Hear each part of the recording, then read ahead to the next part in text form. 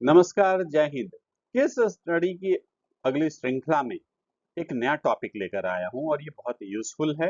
ये टॉपिक है कि सेफ्टी और सिक्योरिटी से रिलेटेड जो वायलेशंस होते हैं, उस पे जो पेनल्टी फाइन लगाए जाते हैं, उनके पैसे को कैसे हड़पा गया, इसके बारे में इस केस स्टडी में बताया गया है। आप इस केस स्टडी को शुरू से लेकर आखिरी तक देखें। क्यों? क्योंकि आप सभी के लिए ये यूजफुल है।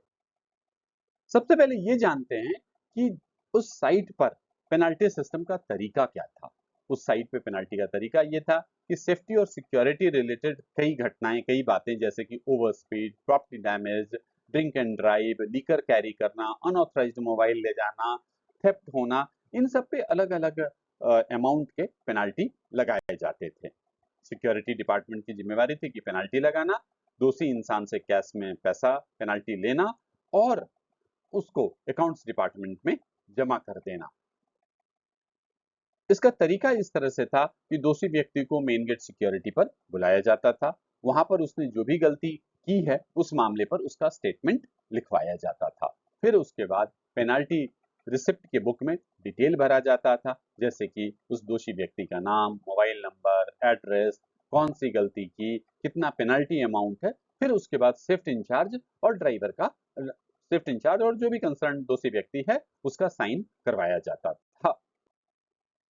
ये पूरे ट्रिप्लिकेट 3 कॉपी में होता था। सबसे ऊपर वाली कॉपी पर पेन से लिखा जाता था, बाकी नीचे वाले दोनों पेज पर कार्बन कॉपी लगा रहता था। सबसे ऊपर वाली कॉपी दोषी इंसान को दे दिया जाता था, दूसरा कॉपी पैसा जमा करते समय अकाउंट्स डिपार्टमेंट को दिया जाता था और तीसरी कॉपी पेनाल्टी बुकलेट में लगा रहता था। ये पेनाल्टी बुकलेट सिक्योरिटी के पास ही रखा रहता था। अब समझते हैं कि पेनाल्टी के पैसे में गड़बड़ हो रहा था, इसकी सूचना कैसे मिली। दरअसल हुआ ऐसा कि ट्रांसपोर्टर अपने बिल के सेटल करने के लिए फाइनेंस एचओडी से मिला था। जब फाइनेंस एचओडी से वो मिला, तब उसने बोला कि सर, मेरे ड्राइवर आते हैं, उस पे 25-25 हजार रुपए के हेवी अमाउंट का पेनाल्टी लगाया जा रहा है। तो ऐसे में एचओडी को ये लगा कि ये तो बहुत बड़ा अमाउंट है, पर ऐसा कोई अमाउंट का जमा भी नहीं हो रहा। तो उन्होंने सिक्योरिटी एचओडी को फोन किया और सिक्योरिटी एचओडी ने भी बताया कि ऐसा तो कोई डिपॉजिट हुआ नहीं है, पर अब जरूरी ये था कि मामले की जांच पड़ताल की जाए। अब जांच पड़ताल करने का क्या तरीका था? तरीका ये है कि सबसे पहले उन्होंने ट्रांसपोर्टर से बात की। ट्रांसपोर्टर ने कहा कि सर, हाँ, मेरे ड्राइवर को इस तरह से लग रहे हैं। तो फिर ट्रांसपोर्टर को बोला कि जो 25,000 का पेनाल्टी लगा है उसका रिसिप्ट आप मुझे दें। उन्होंने ट्रांसपोर्टर ने रिसिप्ट दे दिया। वो रिसिप्ट फाइनेंस डिपार्टमेंट से भी मंगवाया गया और जो सिक्योरिटी के पास पेनाल्टी बुक करा था उसको भी लाया गया। तीनों को जब कंपैरिजन करके देखा गया तो देखा कि सब कुछ समान है, सिर्फ अमाउंट में फर्क है। यानी कि जो ड्राइवर को जो दिया गया उसपे तो 25,000 लिखा हुआ है और बाकी जो दोनों थे उसमें 500-500 रुपया लिखा हुआ है, जबकि इन तीनों स्लिप्स पे सीरियल नंबर सेम था। तो इससे डाउट हो गया उस शिफ्ट इंचार्ज पे जिसने उस पर साइन कर रखा था। अब मामला क्या था? अब मामला ये देखा गया कि जैसे ही सिक्योरिटी इंचार्ज ने उन तीनों कागज को देखा तो एक नजर आया। नजर क्या आया कि सब कुछ सामान लिखा गया है, लेकिन ऊपर वाले स्लिप में जहां पर 25,000 रुपया पेन से लिखा गया था, बिल्कुल ठीक उसके नीचे ही बाकी दोनों स्लिप में 25,000 का अंकित था और दोनों में मैचिंग था। सिर्फ फर्क ये था कि ऊपर वाले में पेन से लिखा हुआ था और नीचे वो पेन के प्रेशर से जो लिख जाता है वो था। बाकी सब कुछ समान था। तो इससे सिक्योरिटी एचओडी का दिमाग की बत्ती खुल गई।